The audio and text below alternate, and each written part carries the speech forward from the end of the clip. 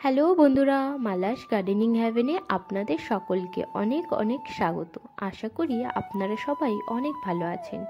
আমিও অনেক ভালো আছি, সাথে বাগানের নিত্য কাজে ব্যস্ত আছি। আজকে হলো বুধবার, সকাল সকাল ঘরের সমস্ত কাজকর্ম সেরে চলে এসেছি ছাদে। আজকে নতুন করে কোনো গাছপালা লাগাবো না বা গাছ রিপোর্টিংও করব না। আজকে আপনাদের সাথে শেয়ার করব অতি গুরুত্বপূর্ণ ছাদ বাগানের 10টি টিপস, যেগুলো আপনাদের প্রয়োজনে অবশ্যই আসবে। আর যারা নতুন বাগান করছেন তাদের এই 10টি টিপস জানা অতি আবশ্যক। আর যারা পুরনো অনেক দিন ধরেই বাগান করছেন তাদেরও এই 10টি টিপসের মধ্যে 2 থেকে 3টি অবশ্যই কাজে আসবে। সুতরাং স্কিপ না করে সম্পূর্ণ ভিডিওটি দেখুন। তবে কথা না বাড়িয়ে চলুন ভিডিওটি শুরু করা যাক। আর প্রথমেই বলে রাখি, ছাদে বাগান করা খুব একটা কঠিন কাজ নয়। কয়েকটি কথা গুরুত্বপূর্ণ, সেগুলো মাথায় রাখলে আপনারাও খুব সহজে ছাদে একটি খুব সুন্দর বাগান তৈরি করতে পারবেন। তাহলে চলুন শুরু করা যাক। সবার প্রথমে বলি তুলসী গাছের কথা। আমরা সবাই বাড়িতে তুলসী গাছ করি। প্রত্যেকের বাড়িতেই কম বেশি তুলসী গাছ থাকে, কিন্তু তুলসী গাছ কখনোই অন্য গাছের গোড়ায় বসাতে নেই। তুলসী গাছ সবসময় একটি আলাদা টবে বসাবার প্রয়োজন। কারণ তুলসী গাছ যদি অন্য গাছের গোড়ায় হয়, সেটি না শাস্ত্রীয় দিক থেকে ঠিক, আর নাই যে গাছটির গোড়ায় হয়েছে তার জন্য ঠিক। তবে সবার প্রথম পয়েন্ট হলো, তুলসী গাছ সর্বদা আলাদা একটি টবে বসাতে হবে। আর অন্য গাছের সাইডে যদি এরকম থাকে তাহলে তুলে নিয়ে অন্য পটে বসাতে হবে। আর এদিকে যে কোনো একটি টবের মধ্যে বিভিন্ন ধরনের গাছ কখনোই লাগাবেন না। এবার আসি দ্বিতীয় পয়েন্টে। আপনাদের ছাদের এরকম টবের মাটিতে যদি প্রচুর পরিমাণে সার থাকে, তাহলে সার যদি থাকে তাহলে আগাছাও প্রচুর পরিমাণে হবে। তো একদমই দেরি না করে যখনই দেখবেন আগাছা হয়েছে, সাথে সাথে তাকে তুলে ফেলবেন। কারণ মাটিতে যে পরিমাণে সার আছে, আগাছা সেই সারকে অতিরিক্ত পরিমাণে খেয়ে ফেলবে, আর আপনি যে গাছটা টবে বসিয়েছেন সে আর বাড়তে পারবে না। তো ছাদে যদি টবের মাটির মধ্যে থেকে আগাছা সবসময় নির্মূল রাখুন। এটি হলো দ্বিতীয় পয়েন্ট। এবার আসি তৃতীয় পয়েন্টে। কোনো একটি টবের মধ্যে একটি প্রকারেরই গাছ থাকলে সেই গাছ ভালো গ্রোথ করতে পারে। একটি টবের মধ্যে 2টি গাছ যদি কখনো হয়ে যায়, তাহলে যে কোনো একটি গাছকে তুলে নিয়ে অন্যত্র সরিয়ে ফেলুন। তাহলে যে গাছটি ওই টবে বসানো থাকবে, 2টো গাছই সুন্দরভাবে গ্রোথ করতে পারবে। এই দেখুন, আলাদা করে দিলাম এই গাছটিকে। আর এই দিকে দেখুন, এটি হচ্ছে আমার বাগানের একটি ঝলক। এইদিকে হয়েছে পেঁয়াজ গাছ। আর এই ছোট্ট যে বেডটা রয়েছে, এই বেডটা কিভাবে তৈরি করেছি আপনাদের সাথে পরের ভিডিওতে শেয়ার করব। এদিকে দেখুন, এই পাম গাছের গোড়ার মাটিটা পুরো শক্ত হয়ে গেছে, আর মাটিটার রং কি? সাদা। এই সাদা রঙের মাটি যদি হয়, তার মানে আপনাকে বুঝতে হবে যে মাটিতে সারের অভাব আছে। আর দেখুন মাটিটা কেমন শক্তভাবে দলা পাকিয়ে গেছে। এই পরিস্থিতিতে গাছের টবের মাটিকে গাছের গোড়া থেকে ভালোভাবে খুঁচিয়ে নিতে হবে। গাছের গোড়ার মাটি এইভাবে যদি ডেলা পাকিয়ে থাকে, তাহলে গাছের শিকড়ের সঠিক বৃদ্ধি হয় না। সুতরাং গাছের গোড়ার মাটিকে ভালোভাবে খুঁচিয়ে দেবেন। তাতে বায়ু চলাচল স্বাভাবিক হবে, আর গাছের শিকড়ও সুন্দরভাবে বাড়তে পারবে। এবার শুধুমাত্র খুঁচিয়ে দিলেই হবে না, প্রথমে ভালোভাবে ধ্যান রেখে, যাতে শিকড়ের অতিরিক্ত পরিমাণে ক্ষতি না হয়, মাটিটাকে খুঁচিয়ে নিতে হবে। তারপরে এর মধ্যে সারের প্রয়োগ করতে হবে। যেহেতু মাটিটার মধ্যে সার নেই, সেহেতু এই মাটিটা এইরকম দলা পাকিয়ে গেছে আর সাদা হয়ে গেছে। যে মাটিতে পর্যাপ্ত পরিমাণে সার থাকে, সেই মাটির রং কালো হয়। এই দেখুন, পুরো গাছের গোড়াটাকে আমি ভালোভাবে খুঁচিয়ে নিয়েছি। এবার এই দেখুন, মাটিটা একেবারে বেজান, এর মধ্যে কোনো প্রকারের সার নেই। একে এবার সার দেওয়ার পালা। সবার আগে গোড়ার মাটিগুলোকে এইভাবে একটুখানি ভেঙে গুঁড়ো করে নিতে হবে।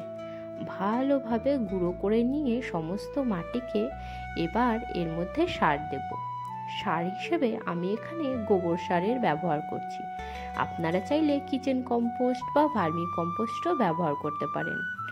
অর্গানিক পদ্ধতিতে গাছ লাগাবার অনেক উপকারিতা আছে, সে বিষয়ে আমি আপনাদের সাথে অন্য ভিডিওতে শেয়ার করব যে অর্গানিক পদ্ধতিতে গাছ লাগাবার কি কি উপায় আছে আর খুব সহজে কিভাবে অর্গানিক পদ্ধতিতে গাছ লাগানো যায়, আর তাতে গাছের বৃদ্ধিও ভালো হয় আর মাটিও অনেক ভালো থাকে। আর এই দেখুন, পুরো গোবর সারটিকে ওই যে উপরের দিকে খোঁড়া মাটিগুলো তার সাথে ভালোভাবে মিশিয়ে নিচ্ছি। এইভাবে ভালো করে পুরো মাটিটার সাথে মিশিয়ে যদি আপনারা নেন তাহলে মাটিটা আর সেকেন্ড টাইম দলা পাকাবে না। আর তাও যদি আরও বেশি দলা পাকাবার টেন্ডেন্সি আপনার মাটিতে থাকে তাহলে তার মধ্যে একটুখানি বালি বা একটুখানি কোকোপিটও এই গোবর সারের সাথে মিশিয়ে নিয়ে প্রয়োগ করতে পারেন। আর যে কোনো সার দেওয়ার পর জল তো অবশ্যই দিতে হবে। আর এই দেখুন, জল দিয়ে ভিজিয়ে নিয়েছি। এবার তৈরি হয়ে গেল গাছটি। এবার আর মাটিটা দলাও পাকাবে না আর মাটির রং ফ্যাকাশে সাদাও হবে না। এবার আসি পরের পয়েন্টে। আপনারা এইরকম বালতি, টব বা গ্রো ব্যাগ যাতেই গাছ বসান না কেন মাল্টিপল ড্রেনেজ হোল তৈরি করবেন। অনেকগুলি ড্রেনেজ হোল যদি নিচে করা থাকে তাহলে কখনো যদি একটা ড্রেনেজ হোল বন্ধ হয়ে যায়, অন্য একটি ড্রেনেজ হোলের দিয়ে জল পাস হয়ে গাছ বেঁচে থাকে। এবার আসি তারপরের পয়েন্টে। পরের পয়েন্টটি হলো, ছাদে বাগান করতে গিয়ে আমরা সবাই লক্ষ্য করি ছাদে প্রচুর ধুলোবালি হয়, ময়লা হয়, ড্রেনেজ হোল থেকে মাটি বার হয়ে ছাদ নোংরা হয়। তো ড্রেনেজ হোলের মুখে যদি এরকম কাপড় দিয়ে বন্ধ করেন তাহলে ড্রেনেজ হোল আর থেকে মাটি বেরোবে না আর ছাদও কম ময়লা হবে। আর এই দিকে দেখুন, সবজির খোসা দিয়ে কিচেন কম্পোস্ট আমরা সবাই তৈরি করি। তো কম্পোস্ট যখন আমরা তৈরি করব তখন সবজির খোসাগুলোকে 1-2 দিন যদি আমরা রোদে শুকিয়ে নিই তাহলে সেটি অনেক সুবিধাজনক হয়। কেন সেটা আপনাদেরকে এক্ষুনি দেখিয়ে দিচ্ছি।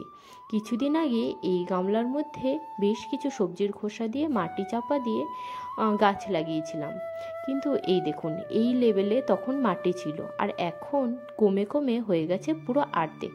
যদি আপনারা শুকিয়ে নেন সবজির খোসাকে তাহলে আর এতটা কমবে না। এবারে সেই কম্পোস্টের কথায়, আমরা যারা অর্গ্যানিকভাবে বাগান তৈরি করতে চাই তাদের জন্য বাড়িতে সবজির খোসা দিয়ে কম্পোস্ট তৈরি করা সবথেকে আদর্শ খাদ্য হলো গাছের জন্য এইভাবে কম্পোস্ট তৈরি করে গাছে দেয়া। তাতে গাছের হেলথ অনেক ভালো থাকে আর গাছের গ্রোথও ভালো হয়। আর এই সবজির খোসা থেকে গাছ সমস্ত রকমের নিউট্রিয়েন্ট যেগুলো তার বৃদ্ধির জন্য প্রয়োজনীয় তা পেয়ে যায়।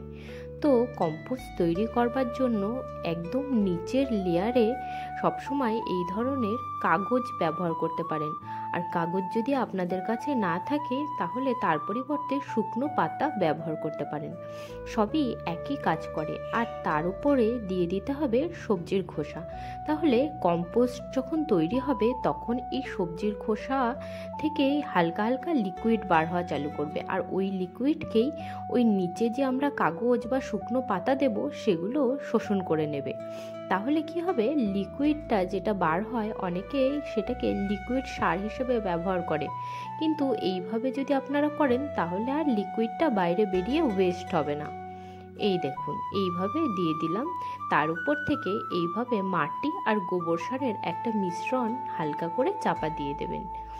এইভাবে যদি আপনারা মাটি দিয়ে চাপা দিয়ে দেন তাহলে দেখবেন এই কম্পোস্ট থেকে দুর্গন্ধও বেরোবে না, খুব সুন্দরভাবে কম্পোস্ট হবে। আর কম্পোস্টিংয়ের সবথেকে জরুরি বিষয় হচ্ছে এর মধ্যে বায়ু চলাচল স্বাভাবিক রাখা আর পর্যাপ্ত পরিমাণে জল যেটা আমরা প্রয়োগ করব সেটা যাতে পর্যাপ্ত পরিমাণে হয়। জলের পরিবর্তে আমি এখানে চাল ডাল ধোয়া জল আর ভাতের ফ্যান কিছুটা পরিমাণে মিশিয়ে এই লিকুইডটা দিচ্ছি।